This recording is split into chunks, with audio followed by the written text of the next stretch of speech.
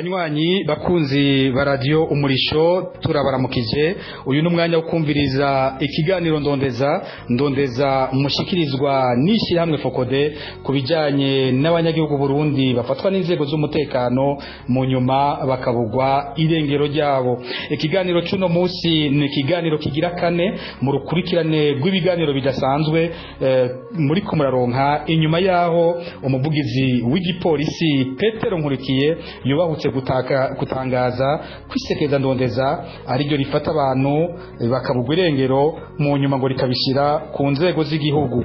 Ikiganiro ndondeza cuno musi nkuko twari twabibemereye ku munsi w'Imana uheze kiza kugaruka ku madosiye yatohojwe n'isekeza ndondeza ku bantu bafashwe bakabugwa irengero mu gice cya kabiri cy'umwaka w'2016. Wa mbere tugiye kubashikiriza uyu munsi ni Adjudant Hippolyte Nzitonda, umwanditsi w'imanza muri sentare ya gisirikare. Uyu akaba yabuzwe irengero kuva ku igenekerezo rya 3 ruheshi umwaka w'2016.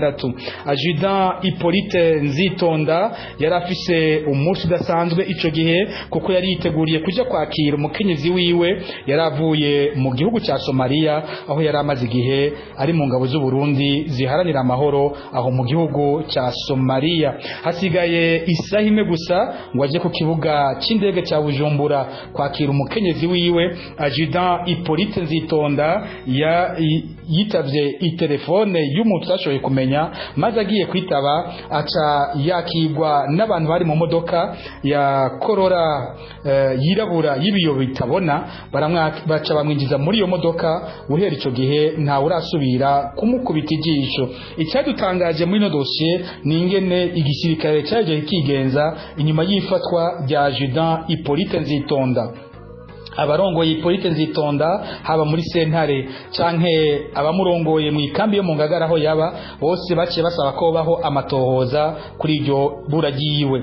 Mbije ibikorwa cyaciye gishingwa ubujejwe iperereza mu gisirikare Colonel Ignace Sibomana. Mu matohoza yakozwe n'isekeza ndondeza, icyadutangaje nuko Colonel Ignace Sibomana atanakimwe yakoze kugira ngo arondeze Adjudant Hippolyte Nzitonda. Eka mbere twaratangajwe n'ingene n'umushahara wiwe waciye uhagarikwa ubwo nyene, kandi ubundi gisirikare giteza kurindira amezi 6 kugira ngo kirabe ko uwo musoda atohava agaruka. Twobamenyesha ko Adjudant Hippolyte Nzitonda yari yinjiye mu gisirikare ava muri FNL ya Gatongwasa kwigenekerezo rya 17 aho nyene muri ruheshi mu 2016. Dieudonné Gahungu, umukozi wa Onatel Ingozi, akongera kandi akaba yahoze ari umunywanyi w'umugambwe CNDD-FDD, yawuvuyemwo akinjira muri FNL mu mwaka w'2010. Ivyo ngo bikaba byanababaje cyane abanywanyi ba CNDD-FDD.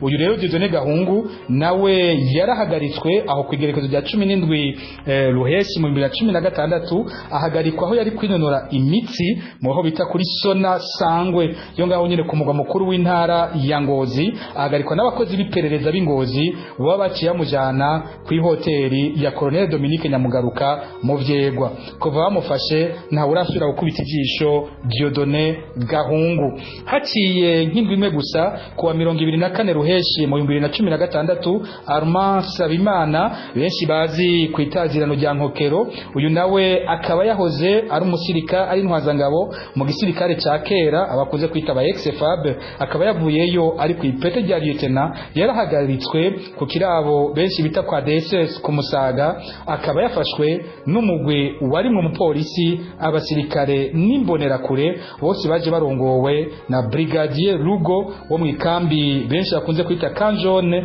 y'abapolisi bacungera amabohero. Bamaze kumufata baciye yamujana ku kindiro cy'igisirikare kuri Ecosat ku Musaga, aho mu matohoza twakoze bivuga ko yaborejwe igufa ku buryo budasanzwe, bamusaba ko bamubaza bambe ngo avuge iby'ibigwanisho bariko baramwagiriza ko atunze. Eka kandi bakaba banamwagiriza ko yo baja kwigisha ibya gisirikare muri komine ya Mugamba. Amakuru twaronse muri ndondeza nuko abajyango bagiye gukurikirana Armand Sabimana aho kuri Ecosat bahasanze Major Pascal Minani batazira amababa yararongoye ikambi benshi bakunze kwita Kamuha. Uyu nawe ari bariko baramubaza iyo bakize umuntu wabo yarabihakanye, ahubwo mu nyuma bashimitse aja gukubita ikofe umwe muri abo bajyango agira ko anategeka ko bose baja kwafungira mu gasho ko kumusaga. Amakuru isekeza none rifise nuko ku mugoroba mu saa 3 y'ijoro Major Pascal Minani batazira amababa yafashe Armand Sabimana amwuriza imodoka pick-up yiwe ari kumwe n'abapolisi bamwe n'abasirikare bamugendanira bafata ibarabara rya Rumonge. Guhera ico gihe nta urasura gukubita ijisho Armand Sabimana batazira nkokera. Kwigenekerezo rya 29 Ruheshi aho mu 2016 Jimmy Nimbonera umusore avuka ku Musaga mu gisagara ca Bujumbura akongera akaba yari n'umunywanyi w'umugambwe FNL ya Gatongwasa yarahagaritswe muri commune Bururi. Uwo munsi Jimmy Nimbonera yahagaritswe ari kumwe n'abandi bagabo bane, bose bakaba bari bagirizwa ko bari bateye ku mpinga aho ni muri ku musozi wa Mubuga muri zone Gasanda ya commune Bururi. Bavuga ko muri ico gitondo bari bateye bagwana n'abasirikare n'abapolisi n'imbonera kure. Mu nyuma hafatwa abagabo batanu barimwo Jimmy Nimbonera.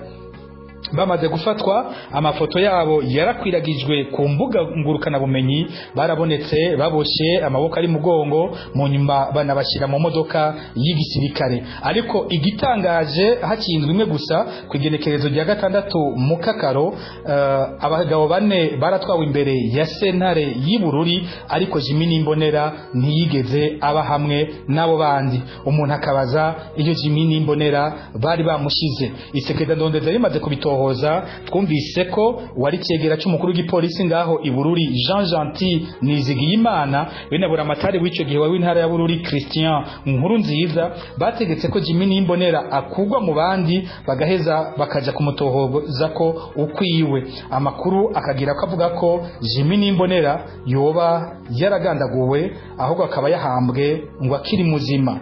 Kwigenekerezo rya 6 mu Kakaro mu 2016 naho hari abagabo batatu Alexis Ngabonziza, Ferdinand Havyarimana na Caporal Chef Jean Ndayizeye babuzwe mu gihe bari ku biro bikuru vya gisirikare i Bujumbura kuri Etat Major. Aba nabo bari bazwi cyane cyane mu kikunze kwitwa umugwazo ubabaje cyane abasirikare bo Barundi kubijanye n'amafaranga bakunda kuguranwa, mu nyuma bakakwa amafaranga arengeye urugero ku buryo amafaranga yose bakorera mu bijanye no kurondera amahoro muri Somalia na Centrafrique basanga nka yose ahereye muri ivyo by'umugwazo kwa bemeye kuyatanga. Alexis Ngabonziza yarazwi ko ari uwo rero ari mu bagurana abasirikare babashaka kurungikwa muri Somalia na Centrafrique. Umwe umusirikare agashobora kuguranwa amafaranga ari hagati y'umuriyoni n'imiliyoni 5, ngo ayo mafaranga akaba ari giturire baheza bagaha abandi kabasirikare baja muri ivyo bikorwa byo kurondera amahoro. Alexis Ngabonziza yagira kubagurana akagira kandi no kubatangira ayo mafaranga kuwitwa ko yari nk'umukomissionnaire yaheza akayashikana. Uko twasanze ari uwitwa Leya Nzeyimana bakunze gutazira Kirapanze canke wenyine akiyita Clementine, yari kwavugana n'abantu bamwe n'abandi. Uyu rero Leya Nzeyimana niwe kuri uwo munsi w'igenekerezo rya 6 mu Kakaro yatanze isango abwira Alexis Ngabonziza ngo bahurire ku biro bikuru bya gisirikare baje kuraba ko abantu babo baba barasizwe ku ntonde zagira zije muri Somalia. Izo ntonde zikaza ari kumanikwa bukeye. Uwo Leya Nzeyimana kandi uwo munsi nyene yatumye ko byihuta Caporal Chef Jean Ndayizeye yari mu karuhuko mu ntara ya Bururi, aho n'umukenyezi wiwe yari yibarutse, amusaba ko yo kwihuta ngo bahurire ku biro bikuru bya gisirikare. Uyu Caporal Jean Ndayizeye yaraherutse kuva muri Somalia, akaba kandi yaraherutse gutanga ico giturire nyene kugira ngo acasubizwa byihuta muri Somalia. Bikanavuga kandi ko Caporal Chef Jean Ndayizeye yoba yarakira n'amafaranga y'abandi basirikare bashaka kurungikwa muri Somalia agahabwa Leya Nzeyimana. Amatohoza yisekeza ndondeza yerekana ko igipolisi cy'Inyamiramabi cyagerageje gukora amatohoza kuri bino bintu barabona uruhara rudasanzwe rwa Leya Nzeyimana ku bimenyetso byinshi bagiye barabona n'ibintu batohoje mu nzu yiwe baribonera ko hoba haherutse gutangwa amafaranga ashika imiliyoni 30 yatanzwe na Alexis Ngabonziza akayashikiriza Leya Nzeyimana. Ariko mu gihe umuopeji yaragiye gufata Leya Nzeyimana yaronse itelefone idasanzwe ngo ivuye hejuru imubuza kumufata. Guhera ico gihe nta urasura gukora amatohoza ku byashikiye bano bantu batatu. Aba bantu dosiye zabo zaciye zihagarara gutyo. Leya Nzeyimana asanzwe ari umuntu w'intagokwa ko tumaze kumuvuga ku madosiye menshi y'abasirikare bafatwa mu nyuma bakabugwa irengero ryabo, ariko Leya Nzeyimana ntakogwa ko. Tukamenyesha ko Leya Nzeyimana yahoze agwana mu kiroberi cya CNDD, akaba kandi azwi nk'umukozi w'iperereza bamwe bakunze kwita aba informatrice. Amakuru yarondewe na ndondeza yerekana ko Alexis Ngabonziza, Ferdinand Habyarimana na Caporale Chef Jean Ndayizeye bari aho ku biro bikuru bya gisirikare igihe cya 8 y'umurango. Haciye iminota 30 gusa aba batelefonye basanze telefone zabo zizimije. Guhera ico gihe nta urasubira gukubita ijisho Alexis Ngabonziza na mwene wabo bavuka na Ferdinand Habyarimana yarasigaje iminsi 3 gusa ngo yubakugwiwe hamwe na Caporale Chef Jean Ndayizeye. Kwigenekezo rya 27 mu Kakaro mu 2016 Sadiki Bampora Ubusa batazira Simple akaba n'umunywanyi w'umugambwe IPD Zigamibanga yavuga kandi ko ari nk'inshuti yegereye cyane Hussein Rajabu yahoze arongoye umugambwe CNDD-FDD. ubu nawe yarahagaritswe kwibarabara rya kabiri mu Bwiza. Yahagaritswe inyuma y'amakuru yoba yavuye mu iperereza ry'igihugu ca Kongo, aho hari umugenzi wa Sadiki Bampora Ubusa yari yafashwe n'iperereza rya Kongo. Bakaba bari bagirizwa ko ari bo baba bashira abagwanyi bo muri Forebu bari ngaho muri Kongo ngo ivyo baba bari bakeneye cyane cyane nk'ibifungurwa. Yafashwe rero kwibarabara rya kabiri ryo mu Bwiza, afatwa n'uwararongoye ikirindiro cy'igipolisi aho mu Bwiza bita Prime Ndiho kubgayo. Uye nawe akaba yoba yaciye amushikira Guillaume Magogwa, intwazagabo mu gipolisi ikunze kuraba iby'umutekano muri Bwiza na Jabe. Kuva bafashwe kuva Sadiki Bampora Ubusa afashwe icyo gihe gushika no munsi nta urasubira kumukubita ijisho. Kuwa 11 mu kwezi k'umunani mu 2016 Abel Ahishakiye yahoze ari umunywanyi w'umugambwe MSD mu nyuma atogwa n'iperereza kugira ngo azaratumwa mu bijyanye no kujya gusoma urusaku ku batavuga rumwe n'ubutegetsi. Eka mbere binavuga yuko yagiye arubikwa kenshi mu gihugu cy'u Rwanda kuraba impunzi z'abarundi ivyo barimwo. Akaba kandi avugwa cyane mu inyuruzwa ry'umumenyeshamakuru Yohani Bigirimana. Uyu nawe yarafashwe afatirwa mu Kamenge aho yari yahamagawe n'umukuru w'iperereza mu ntara ya Muramvya ico gihe wari yitwa Olivier Nibitanga. Kuva afashwe afatwa n'abantu bari yambaye impuzu z'igipolisi, afatirwa aho nyene mu Kamenge, bamwinjiza muri pick up y'ibiyo bitabona. nta urasubira gukubita ijisho Abel Ahishakiye benshi batazira député. Ico gihe afashwe yarabwiye uwo bari kumwe ati bikakenegwa mu ndondere ku nimero kanaka, bayimurondeye ko yaranditse abwira ati sinzi ivyo ndimwo. Iyo ndio jambo rya nyuma rya Bera Hishakiye kubiwe. Kuwa 2026 aho nyine mu kwezi k'umunani mu 2016 harafashwe abandi bagabo batatu barimo uwitwa Israel Hatungimana, Innocent Niyonzima na Jean d'Arc Ndizeye. Aba nabo barabanywanyi w'umugambwe FNL wa Gatongwasa, ariko kandi bakaba bari mu ikindi kintu cyitwa umugwi witwa abisezerano, bitwa ko arabagwanyi bakoresheje n'ijambo ry'Imana. Aba bantu bose bari afite inama mu Kanyosha bafatwa n'iperereza mu gihe Israel Hatungimana yari amaze iminsi 2 gusa ahungutse avuye mu gihugu cya Tanzania, akaba yaguye mu mutego wabamuhenze ko nabo nyene bari mu bisezerano. Bari bafungiwe mu ibohero ry'Igitega, bari bafungiwe Igitega, bakaba bakunze guhenda abantu benshi, bakunda kwita abapasiteri, bakongera bakavuga yuko bafise ikiroberi bakita bisezerano. Bakaba barongowe n'umudoktere ari mu bihugu vya Amerika yitwa Merli. Aba rero barakunze guhenda abantu cyane, bakabahenda ko bagwanya ubutegetsi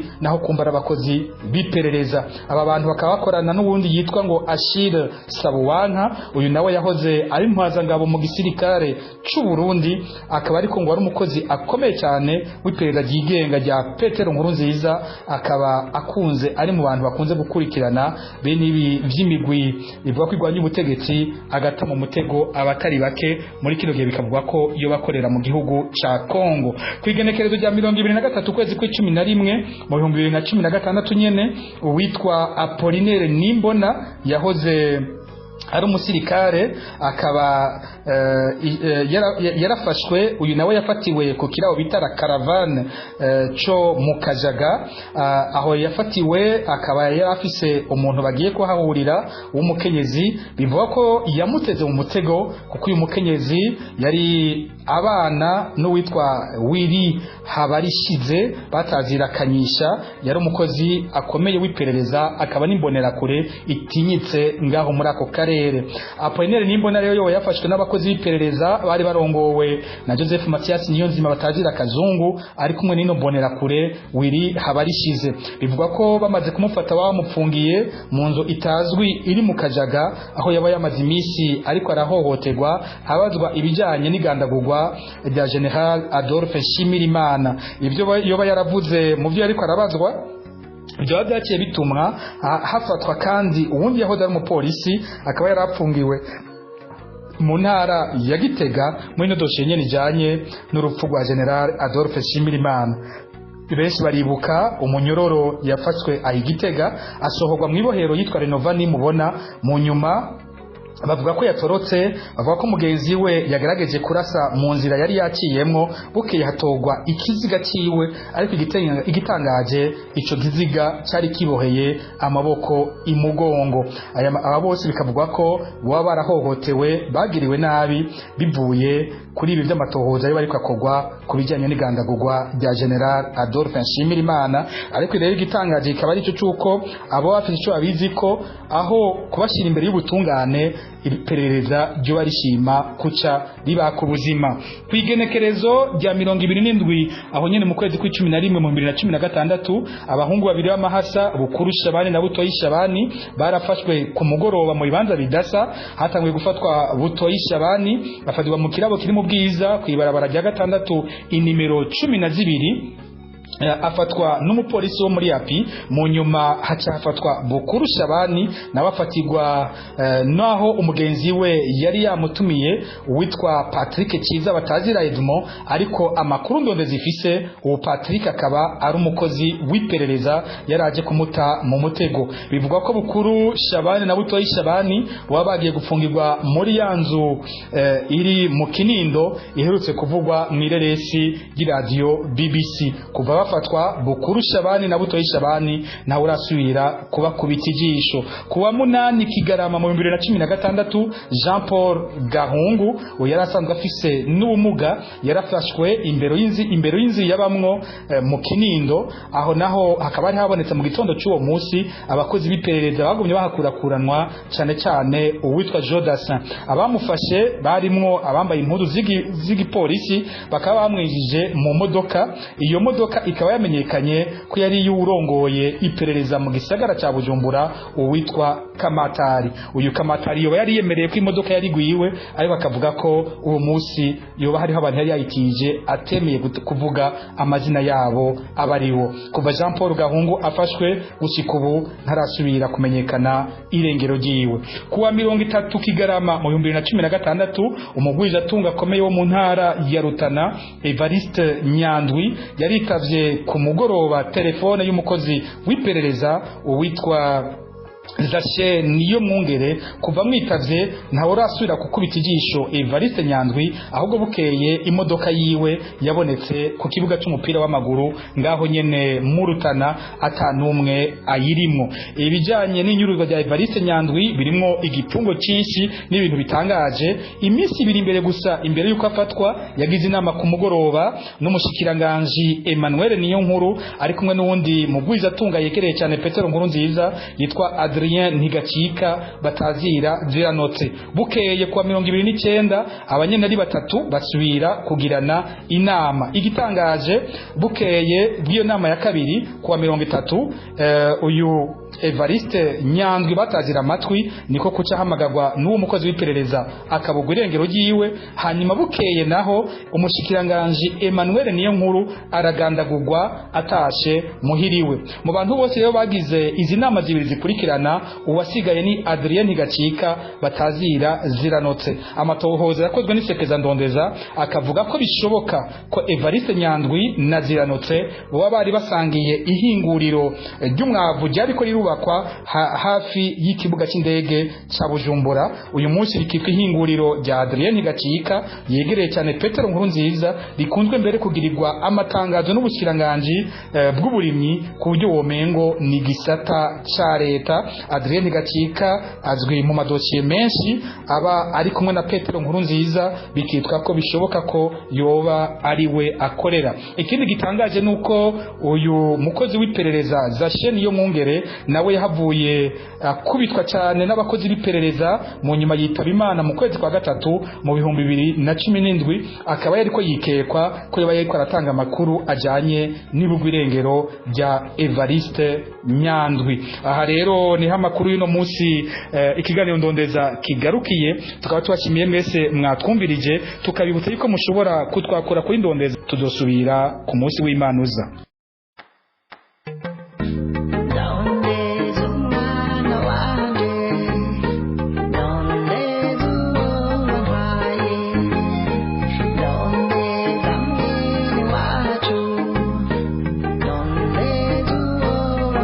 She